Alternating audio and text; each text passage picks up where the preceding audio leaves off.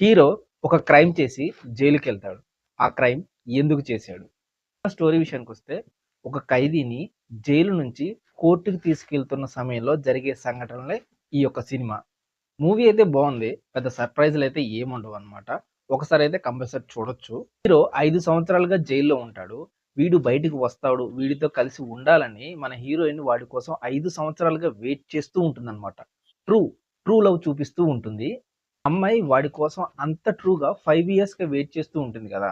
కానీ వాళ్ళ love story, back story అనేది చాలా డెప్త్‌గా చూపిచ్చాలి. కాపోతే అంత డెప్త్‌గా ఏం చూపిచ్చరనమాట. జస్ట్ వీళ్ళిద్దరూ లవ్ చేసుకుంటున్నారు అని మాత్రమే చూపిస్తాడు.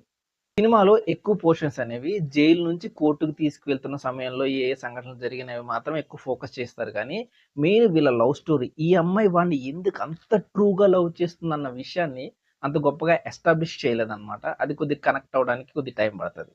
సినిమా అయితే బావుంది. లాస్ట్‌లో ఎక్కడ సాడ్ ఎండింగ్ ఇస్తాడా? ఎవరినో ఒకడిని లేపేస్తాడా అని అనుకున్నా. కానీ మంచి ఎండింగే ఇచ్చారనమాట. వన్ టైమ్ వాచ్ ట్రై చేయండి.